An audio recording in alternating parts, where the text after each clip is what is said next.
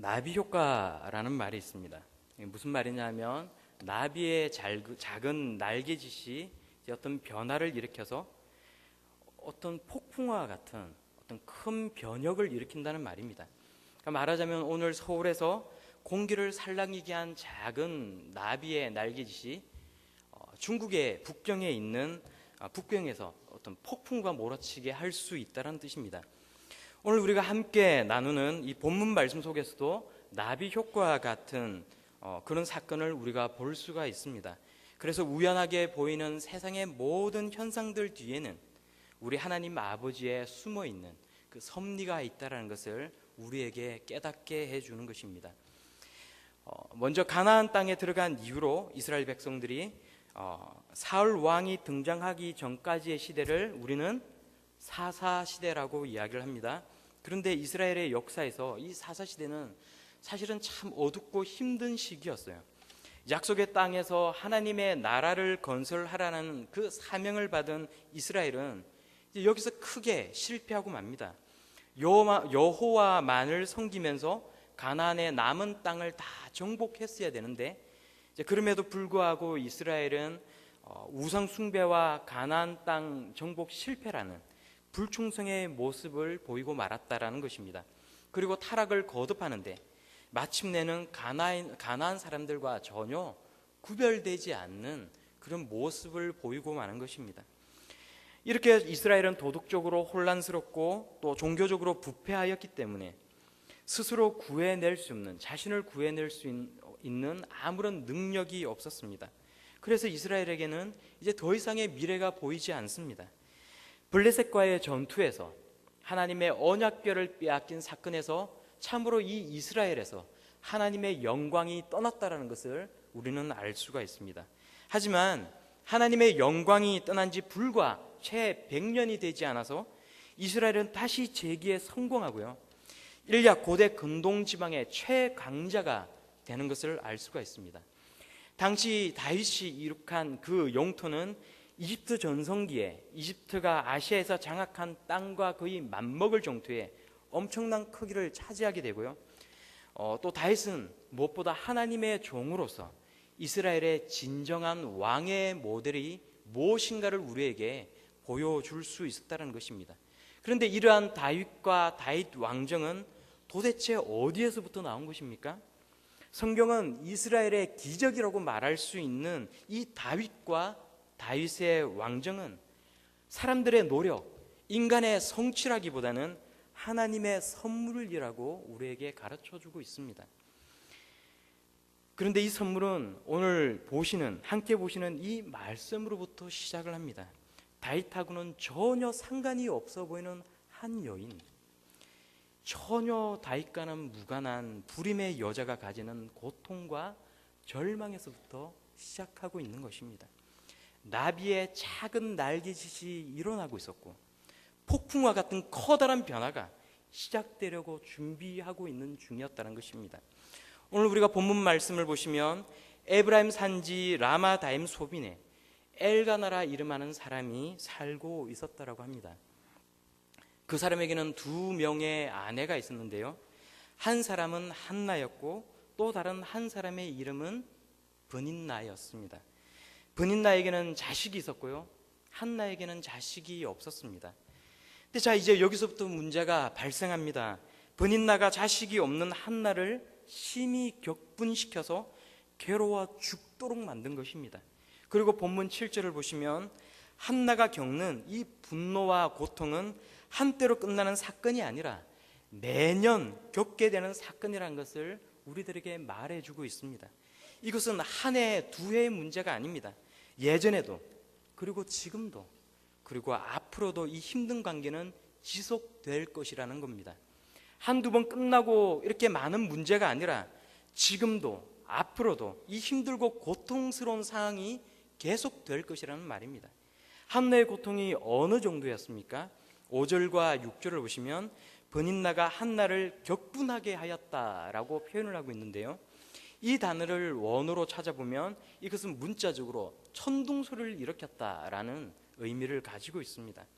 브닌나가 한나에게 준 고통은 천둥소리와 같은 분노를 만들어내었는데 마치 천둥이 한번 울리면 쿵 하고 온 땅이 진동하는 것과 같이 버닌나의 속이 확 뒤집어졌다라는 것입니다. 버닌나가 하는 짓이 우리 흔히 하는 말로 사람 뚜껑 열리게 만들고 사람을 확 뒤집어 놓았다라는 것입니다. 성도 여러분, 우리도 그렇지 않습니까? 우리도 이럴 때는 정말 미칠 것 같지 않습니까? 뭐 정말 어떻게 이런 경우가 있나 싶기도 하고, 이제 뭐 이렇게 뭐 좋지 않은 표현이긴 하지만 막말로 뭐 저런 인간이 있나, 뭐 정말 때려 죽여버리고 싶다, 이런 생각이 우리 마음 가운데 들 때가 있지 않습니까? 또 어떨 때는 이런 상황이 지속되면 정말 이렇게 모든 걸 다 때려치워버리고 훌쩍 그냥 도망가 버리고 싶은 것도 사람의 마음이지만, 또 우리의 현실은 그렇다고 무작정 도망가 버릴 수도 없더란 말이죠. 그래서 분통이 터진 한나는 분노하다가 울다가 이제 그러고는 아무것도 먹지를 않습니다. 그래서 남편 엘가나가 이 한나의 모습을 보고는 한나에게 말합니다. 한나여, 어찌하여 울며 어찌하여 먹지 아니하며 어찌하여 그대의 마음이 슬프냐. 특별히 이 맨 마지막에 질문에 있는 어찌하여 슬프냐라는 말은 한나의 마음 상태가 잘 담겨져 있습니다. 슬프다라는 말을 히브리어 원어로 찾아보면 부서지다라는 의미를 가지고 있습니다. 왜 한나의 마음이 산산이 조각나 있냐라는 이 남편의 물음을 통해서 성경은 한나의 마음이 산산이 찢어져 있다라는 것을 우리들에게 잘 보여주고 있는 것입니다. 엘가나가 한나에게 말을 합니다. 내가 너보다 10 아들보다 낫지 아니하냐.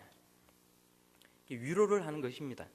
내가 너를 이렇게 사랑을 하는데, 내가 당신을 이렇게 사랑을 하는데 슬퍼하지 말라, 이렇게 말을 하는 것입니다.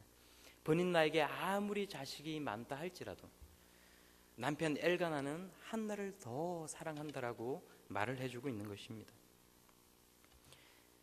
이제 이 엘가나의 마음, 이 위로를 받고 한나는 어느 정도 진정이 된 것 같아요. 그래서 엘가나의 말은 일시적으로 도움을 주어서 한나가 먹고 마시고 기운을 차릴 수 있도록 하여 줬습니다. 하지만 근본적으로 한나의 문제는 해결되어지지 않습니다. 계속되는 버닌나의 조롱과 무시가 있었고요, 주위에 차가운 시선이 있고, 또 시가족들의 시월드라고 하더라고요. 이 시가족들의 편애와 냉대가 계속되고 있지 않습니까? 이럴 때마다 한나의 마음이 찢어지는 것입니다. 결국 한나의 문제는 전적으로 하나님께 달려 있는 것이고, 하나님의 도움이 없더라면 이 문제는 해결되지 않는 것입니다. 그러므로 이제 한나는 일어납니다. 그리고 괴로운 마음을 하나님 앞에 토로하기 위해 하나님 앞으로 나아갑니다. 오늘 본문 말씀을 통해 우리가 알 수 있는 것이 있어요. 여기에는 이름 없는 한 여인을 기도하게 만드시고, 그 여인의 간구와 그 간절한 소원을 통해 일하시려는 하나님의 놀라운 섭리가 이 가운데 있다라는 것입니다. 본문 6절은 한나가 임신하지 못한 이유가 무엇이라고 이야기하고 있습니까? 여호와께서 그에게 임신하지 못하게 하셨다라는 것입니다. 한나가 임신하지 못하는 문제는 어디에 있습니까? 하나님께 있습니다. 하나님께서 한나의 태를 닫으셨기 때문에, 한나의 삶을 주관하시는 하나님께서 버닌나의 괴롭힘을 허용하셨기 때문에 한나는 죽을 만큼 괴로웠던 것입니다. 그러므로 불임을 해결할 수 있는 능력이 한나에게는 없습니다. 오직 그 해결책은 하나님께만 달려 있는 것입니다. 우리의 삶도 마찬가지 아닙니까? 열심히 노력하고 수고했는데 우리의 삶 가운데 열매가 없습니다. 진전이 없어요. 나아지는 것이 아무것도 없습니다. 이럴 때 우리는 전적으로 이 문제가 하나님께 붙들려 있음을 알아야 한다는 것입니다. 세상의 어떤 방법도, 개인의 능력과 물질도, 그 무엇도 해결책이 될 수가 없습니다. 하나님의 능력과 은혜만이 나를 도울 수 있는 줄로 믿으시기 바랍니다. 그러므로 한나는 이제 일어나 기도함으로 하나님 앞에 나아갑니다. 남편의 위로가 있었지만 여전히 한나의 마음은 괴롭습니다. 그래서 하나님 앞에 오열하면서 통곡을 합니다. 그리고 한나는 이렇게 기도를 합니다. 만일 당신이 당신의 여종의 고통을 진정으로 보신다면, 당신이 정말 나를 기억하신다면, 당신이 당신의 여종을 잊지 아니하신다라면 당신이 당신의 여종에게 아들을 주신다면, 그러신다면 하나님께 두 가지를 하겠다라고 약속을 합니다. 하나는 주신 아들을 하나님께 드리겠다라는 것입니다. 그리고 다른 하나는 삭도를 아들의 머리에 대지 않겠다라는 것입니다. 다시 말해서 하나님께 주신 아들을 나실인으로 드리겠다라고 서약하는 것입니다. 이렇게까지 한나는 깊은 슬픔을 토로하며 하나님께 기도하고 있는 것입니다. 특별히 15절에서 한나는 여호와 앞에 자신의 심정을 통하며 기도하였다라고 말합니다. 여기서 통하다라는 말은 원어를 찾아보면 퍼붓다라는 의미를 가지고 있습니다. 한나는 자신의 굳어진 마음을 그대로 두지 아니하고 하나님 앞에 이 마음을 깨트리고 쏟아내었다라는 것입니다. 사랑하는 성도 여러분, 우리도 하나님 앞에 굳은 마음을 가지고 있어서는 안 되리라 믿습니다. 때로는 실망스럽고 힘들지라도 굳은 마음으로 있지 마시고 한나처럼 하나님 앞에 굳은 마음을 다 퍼붓고 쏟아낼 수 있기를 간절히 바랍니다. 오래도록 한나의 기도는 계속됩니다. 아들을 주시면 하나님께 바치겠노라고 이제 자신의 영적인 시야도 점점 넓어지고 있습니다. 그렇게 하나님의 섭리와 인도하심 속에서 이제 하나님께서 일하실 준비가 되어지고 있는 것입니다. 그런데 기도 중에 엘리 제사장을 만나고요, 엘리 제사장은 한나에게 그 사정을 듣고 이렇게 얘기를 합니다. 평안히 가라. 이스라엘의 하나님이 내가 기도하여 구한 것을 허락하시기를 원하노라. 한나는 제사장의 말을 하나님의 말씀으로 듣고 하나님의 은혜를 신뢰하게 됩니다. 그리고 한나는 마음이 회복되어서 자기의 집이 있는 라마로 돌아가게 됩니다. 근데 이제 때가 됩니다. 그리고 성경은 아주 독특한 표현으로 한나의 기도가 응답되었다라고 말씀합니다. 특별히 19절을 보시면 여호와께서 그를 생각하신지라 라고 말씀하고 있습니다. 여호와께서 그를 생각하신지라. 하나님께서 한나를 생각하셨다라고 말씀하는 것입니다. 한나를 기억하셨다라고 말합니다. 여호와께서 한나의 기도에 응답을 주시고 임신 못하는 한나와 같은 이스라엘을 사무엘을 통해서 구원해 주시겠다라고 우리에게 말씀하시는 것입니다. 그리고 드디어 한나는 사무엘을 낳게 됩니다. 20절을 보시면 때가 이르매 라는 말은 원어적으로 정확히 이 말을 보면 그 날들이 돌아왔을 때였습니다 라고 해석할 수가 있어요. 이 때가 이르매 라는 말은 신약의 때가 참에 라는 말과는 조금 의미가 다릅니다.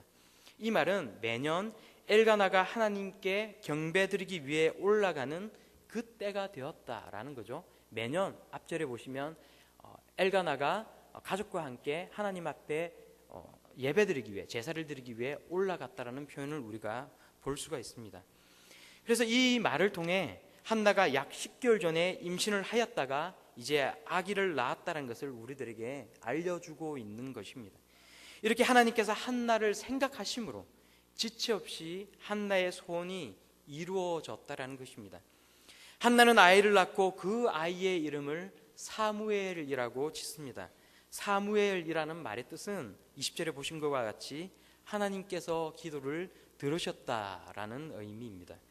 하나님께서 기도하는 사람의 그 기도를 외면하지 아니하시고 그 원통함과 슬픔을 보셨다라는 것입니다.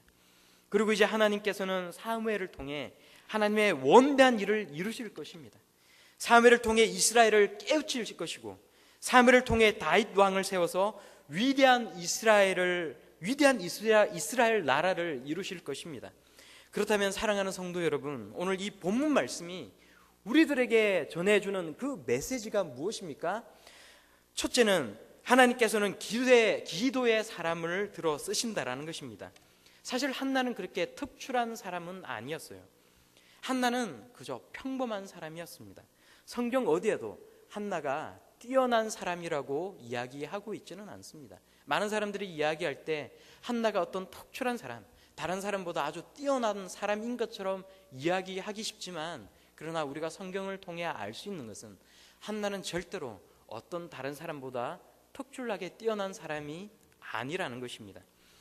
성경을 찾아보면 자기의 의로움으로 자기의 생명을 구원할 자가 있다라고 이야기를 해요. 에스겔서 14장 14절과 20절을 보시면 그 자기의 의로움으로 자기의 생명을 건져낼 수 있는 사람의 이름이 언급되고 있는데요. 여기에 그렇다면 한나의 이름이 나와 있을까요?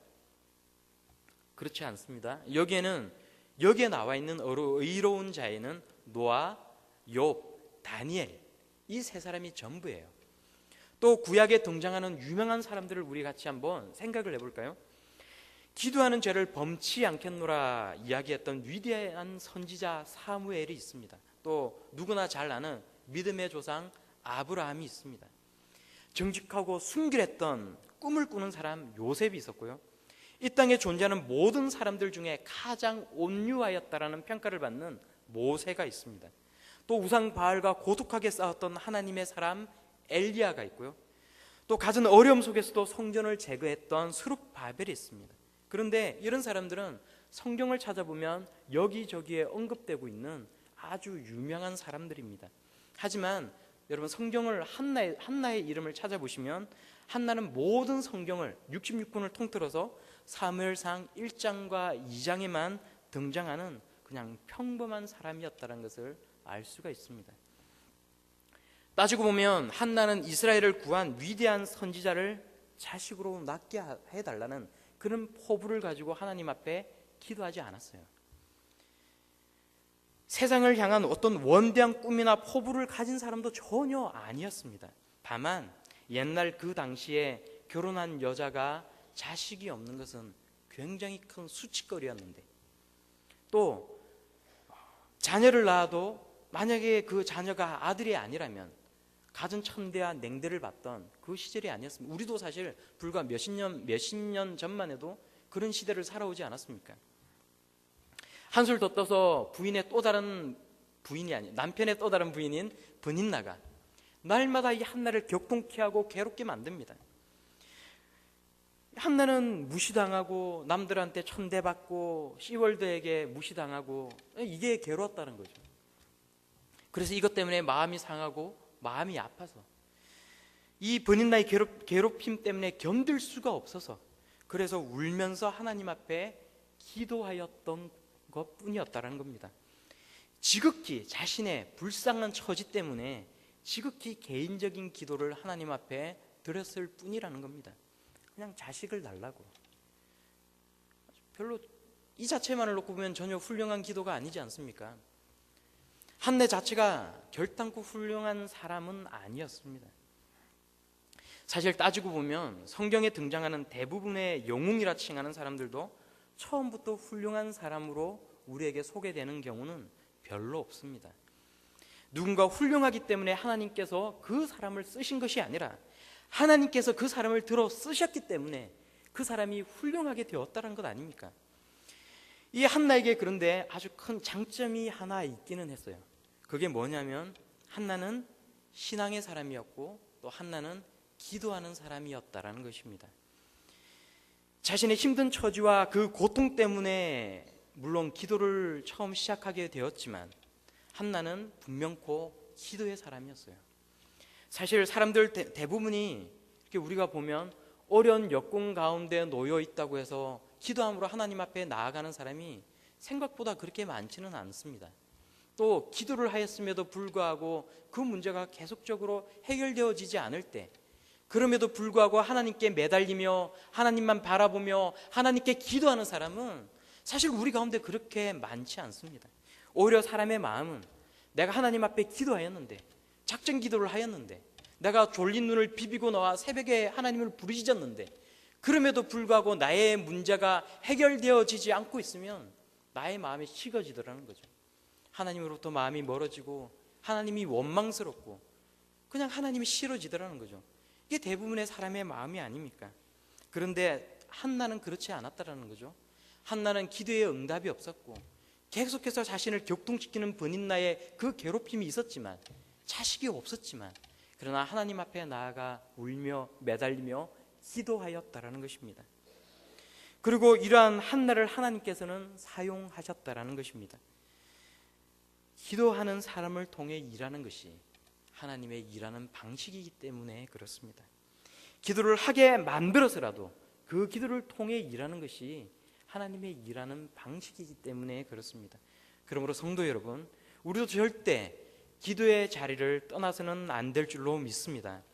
사무엘서를 통해 한나가 어떠한 사람이고 하나님께서는 어떠한 일을 이루셨는지를 우리는 지금 바라보고 있지 않습니까? 그렇다면 오늘 지극히 평범한 나를 통해서 하나님의 놀라운 일을 이루실 수 있으심도 여러분 꼭 믿으시기 바랍니다. 지극히 평범한 내 기도를 사용하셔서 하나님의 놀라운 일을 이루시고, 그리고 내가 오늘날 하나님이 쓰시는 또 다른 한 명의 한나가 될 수 있음을 여러분 꼭 믿으시고 나아가시기를 바랍니다. 둘째로, 하나님께서는 기도를 통해 일을 하신다라는 것입니다. 기도는 우리가 무엇을 얻도록 하나님께서 친히 우리에게 말씀하신 명령이며 또한 하나님의 약속입니다. 누가복음 21장 36절에서 예수님께서는 항상 기도하며 깨어 있으라고 우리들에게 친히 말씀하셨어요. 에베소서 6장 18절을 보시면 모든 기도와 간구를 하되 항상 성령 안에서 기도하고 이를 위하여 깨어 구하기를 항상 힘쓰며 여러 성도를 위하여 구하라, 우리에게 말씀하셨습니다. 또 그뿐이 아닙니다. 예레미야 33장 3절 말씀에서 너는 내게 부르짖으라, 내가 내게 응답하겠고 내가 알지 못하는 크고 은밀한 일을 내게 보이리라, 우리에게 약속하셨습니다. 하나만 더 볼까요? 시편 2편 8편입니다. 8절입니다. 내게 구하라, 내가 열방을 유업으로 주리니 내 소유가 땅끝까지 이르리라. 세상을 통치하시고 모든 것을 주관하시는 하나님 아버지께서는 버닌나의 격통케 함을 통하여서 한나가 기도하게 만드신 것입니다. 그리고 단지 자식 낳기를 원했던 한나에게 오히려 더 큰 기도를 하게끔 만드셨다는 것을 우리가 알 수 있는 것입니다. 10절을 보시면 한나가 마음이 괴로워서 통곡으로 기도를 하였는데 이 기도가 11절에 가서는 자식을 하나님께 바치겠다는 서원 기도로 변하는 것을 우리가 볼 수가 있습니다. 여호와여, 만일 아들을 주시면 내가 그의 평생에 그를 여호와께 드리고 삭도를 그의 머리에 대지 않겠나이다. 삭도를 그의 머리에 대지 않겠다라는 말은 나실인으로 바치겠다는 말 아닙니까? 그런데 그것도 평생을 나실인으로 하나님 앞에 드리겠나이다 라고 기도하고 있는 것입니다. 아무리 기도해도 태어나지 않는 자식인데 만일 하나님께서 저에게 자식을 주신다면 다시 이 자식을, 이 아들을 하나님께 드리겠나이다 기도하고 있는 것입니다. 한나의 아픔과 고통이 한나의 지극히 개인적인 기도를 더 헌신적인 기도로 만들어가고 있는 것입니다. 섭리의 하나님, 세상 역사와 우리의 삶을 주관하시는 하나님께서 그분께서 원하시는 마음을 이 한나에게 갖게 하시고 주의 뜻을 쫓는 기도를 하시도록 이 한나를 움직여 가셨다라고 성경은 우리에게 보여주고 있는 것입니다. 이렇게 기도는 하나님의 자녀를 더욱 헌신하도록 만들어가는 것입니다. 나만의 아이가 아니라 하나님의 아이, 민족의 아이, 어려운 시대를 위해 사용될 하나님의 도구로 드리겠다라고 기도하게 만든 것입니다. 자기의 아픔만을 바라보았던 그 한나의 눈이 쓰러져가는 위기의 세상, 쓰러져가는 이 위기의 이스라엘로 옮겨져 가고 있는 것을 우리가 볼 수가 있는 것입니다. 그리고 결국 하나님께서는 한나를 하나님의 뜻대로 기도하게 하시고 사무엘을 태어나게 하심으로써 이스라엘을 향한 신실한 구원 사역을 이루어 가시는 것입니다. 그러므로 성도 여러분, 내가 일하면 그냥 내가 일하는 거지만 기도를 하면 하나님께서 일하시는 줄로 믿으시기 바랍니다. 그러므로 기도 가운데 마음으로 나의 길을 계획할지라도 나의 걸음을 인도하시는 우리 하나님을 날마다 경험하면서 살아가시는 우리 성도님들 다 되시기를 바랍니다. 세 번째로요, 하나님은 하나님의 시간, 하나님의 때에 반드시 기도를 성취케 하신다라는 것입니다. 이것을 본문 말씀은 이렇게 표현을 해요. 하나님께서 그를 생각하셨더라. 하나님의 생각과 우리의 생각은 다릅니다. 우리로서는 도무지 이해되지 않는 것이 있습니다. 하나님은 우리보다 생각이 더 깊으셔서 우리의 짧은 생각으로는 도저히 쫓아갈 수 없는 것, 따라갈 수 없는 것이 있습니다. 하나님이 우리의 기도에 응답하시는 세 가지의 방법이 있지 않습니까? 흔히 얘기하지 않습니까? 예스가 있고요, 노가 있고요, 또 웨이트가 있습니다. 예스라는 것은 우리가 하나님 앞에 기도하며 엎드려 간구할 때 하나님께서 그래, 내가 네 기도대로 내가 이루어줄게 라고 말씀하시는 거죠. 또 늘 기도할 때 하나님께서 우리에게 예스만 말씀하지는 않습니다. 우리에게 더 좋은 것을 주기를 원하시는 하나님, 누구보다 우리의 체질을 더 잘 아시는 하나님께서 때로는 우리를 위해 노라고 말씀하실 때도 있습니다. 그리고 웨이트가 있습니다. 기다리라는 거죠. 주기는 주는데 조금 더 기다려 보라는 거죠. 사실 어떻게 보면 하나님의 대부분의 응답은 웨이트 아닙니까? 하나님 앞에 열심히 구했는데 하나님께서 조금 더 기다리며 기도하라고 우리에게 말씀하실 때가 많이 있습니다. 하나님께서 원하시는 시간에 그것을 이루어 주시겠다는 말씀입니다. 이것을 신약 성경에서는 때가 참에라고 표현을 하고 있습니다. 갈라디아서 4장 4절 상반절을 보시면 때가 참에 하나님이 그 아들을 보내사 여자에게 나게 하시고 라는 표현이 있어요. 하나님이 행동을 하시기로 정한 시간, 하나님의 때가 정해져 있다라는 것입니다. 갈라디아서 4장 4절에 때가 참에라는 이 때는 여러분 어떤 때입니까? 그리스도를 이 땅 가운데 보내주시는 그 때가 아닙니까? 그런데 그 때가 왜 찼습니까? 교회사와 세상 역사를 통해 우리가 알 수 있는 것은 로마가 지중해와 근동 지방을 다 점령하여서 세상이 격동하던 세상이 안정적으로 변화되었고 복음을 전하기 위한 통행이 자유로워졌다라는 것 아닙니까?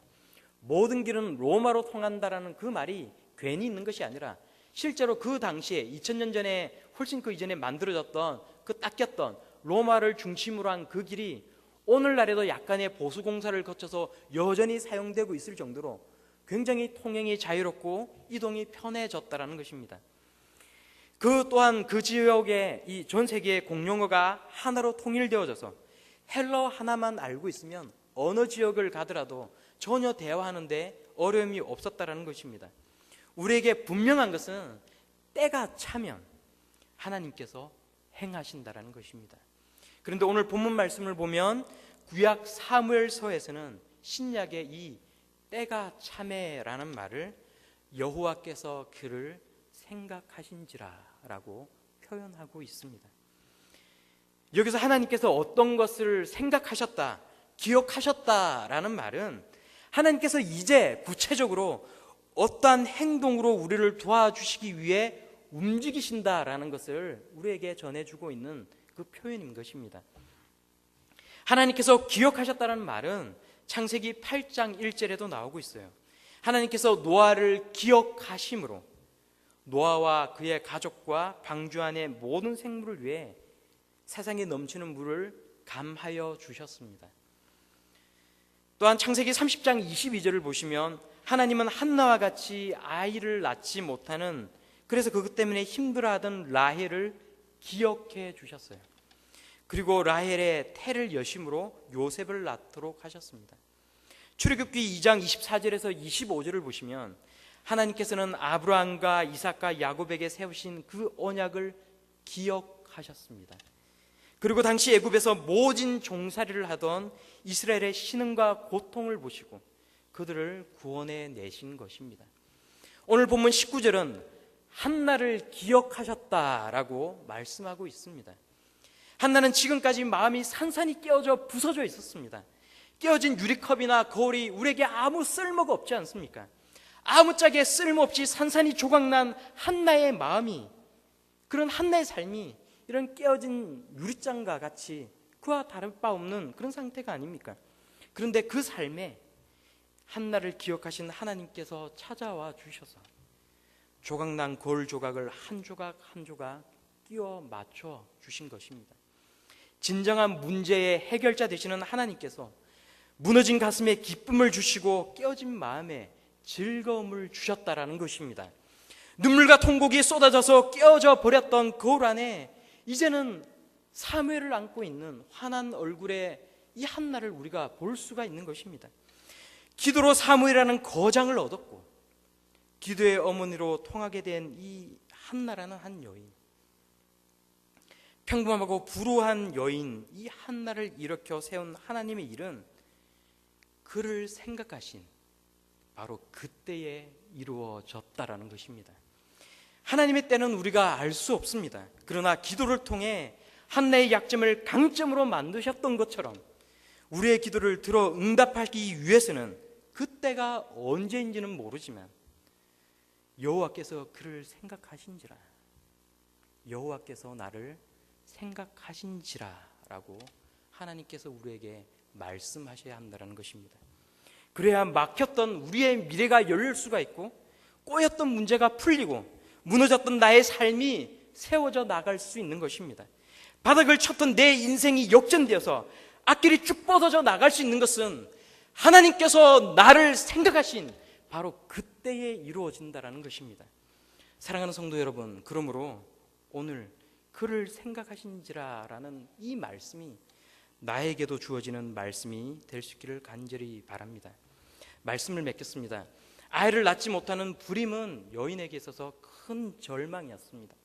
그러나 성경은 우리에게 불임이 절망이 아니라 크고 놀라운 일을 이루기 위해 일하시는 하나님을 보여준다는 것을 알게 해줍니다.